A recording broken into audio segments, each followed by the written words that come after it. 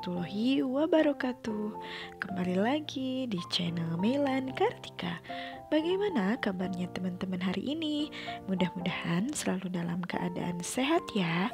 Dan mudah-mudahan juga Allah selalu memberikan keberkahan dan kebahagiaan untuk teman-teman semua. Amin. Seperti biasa, di awal bulan Juli ini aku mau bikin budgeting untuk bulan Juli tahun 2023. Jadi buat temen-temen yang belum subscribe aku, subscribe dulu ya. Jangan lupa juga untuk selalu like, komen, dan share semua konten-konten aku, biar aku semakin semangat untuk mengembangkan channel ini. Oke, kalau begitu kita langsung aja ya. Tapi sebelumnya aku mau sedikit curhat dulu nih. Jadi, tahun 2023 itu bener-bener buat aku itu seperti roller coaster ya. Kenapa seperti itu? Terutama dalam segi keuangan, Masya Allah, Allah sedang menguji yang tadinya lumayan lah ya, alhamdulillah sangat cukup. Dan di tahun 2023 ini Allah berikan rejeki di bawah dari sebelum-sebelumnya gitu. Tapi tidak apa-apa, meskipun seperti itu, kita sebagai istri harus tetap ngedukung suami kita dan harus tetap semangat buat bisa bikin budget ataupun pos-pos keuangan biar semuanya semakin terencana. Karena seperti yang sering aku bilang, sebesar apapun gaji suami kita atau penghasilan kita, kalau misalnya kita tidak bersyukur ataupun kita tidak bisa memanagenya, pasti itu kita akan terus merasa kurang. Dan sebaliknya, sekecil apapun pemasukan kita, ketika kita bisa memanagenya dan kita perbesar rasa syukur kita, pastinya itu akan merasa gimana ya, kita akan mudah aja gitu menjalaninya meskipun dengan keuangan pas-pasan. Ya makanya di sini aku mau sedikit share ya pengalaman aku dalam budgeting atau mempos-poskan keuangan di setiap bulannya, terutama untuk teman-teman yang sama seperti aku ya, yang tadinya penghasilan suaminya gede sekarang jadi turun, dan turunnya itu drastis. Gak usah khawatir, jangan sedih, kita sama. Yang penting kita tetap berusaha untuk memberikan yang terbaik untuk suami dan anak-anak kita dengan cara memanage keuangan yang udah suami kita kasih ya ke kita.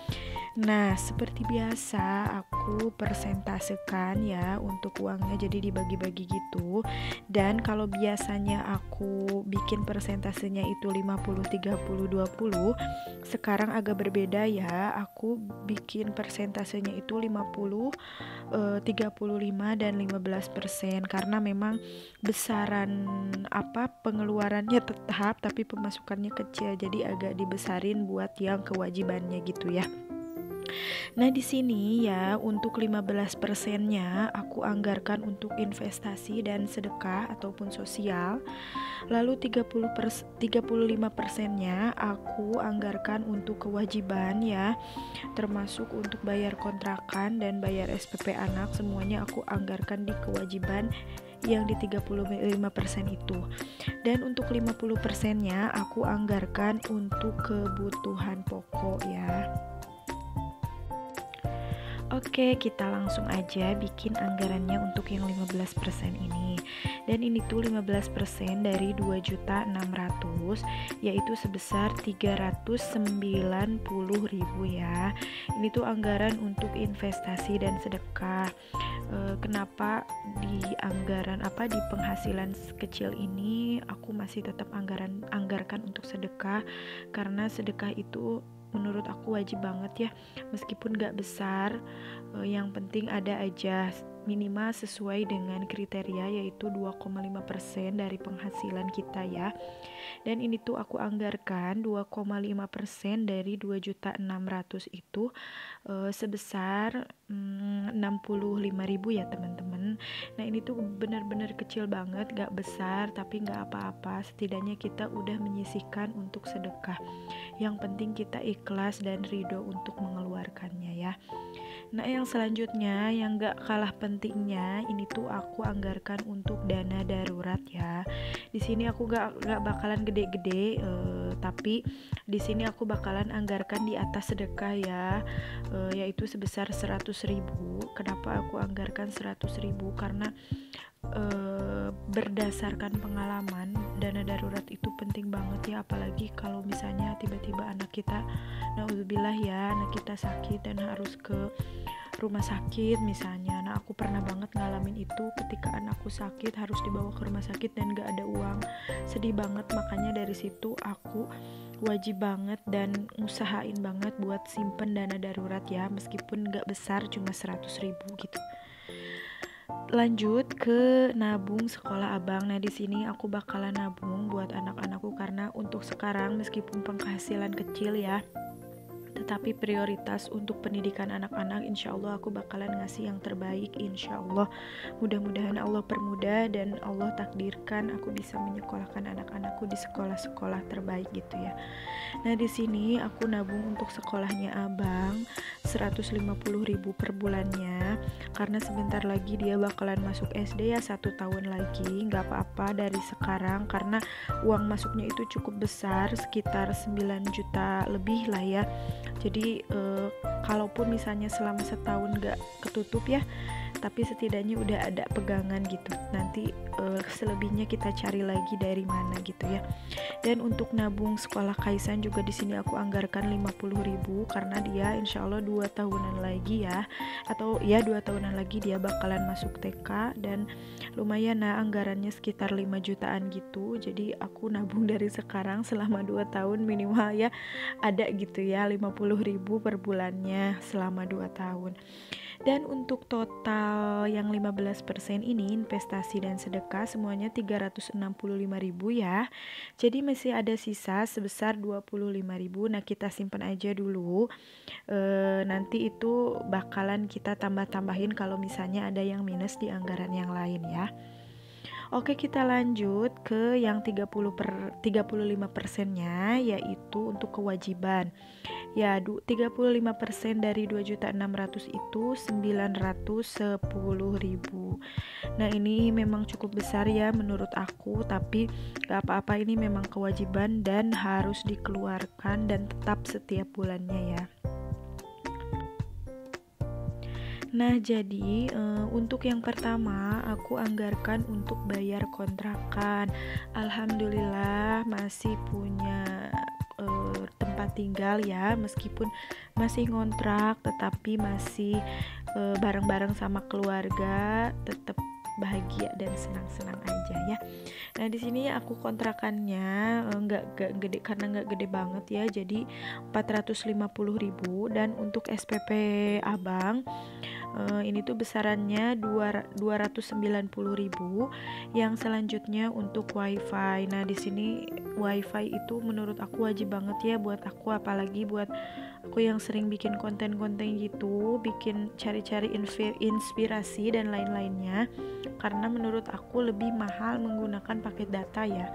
Ini tuh wifi 180.000 itu menurut aku irit gitu ya, karena memang kepake dan digunakan juga untuk sedikit-sedikit menambah pemasukan gitu ya.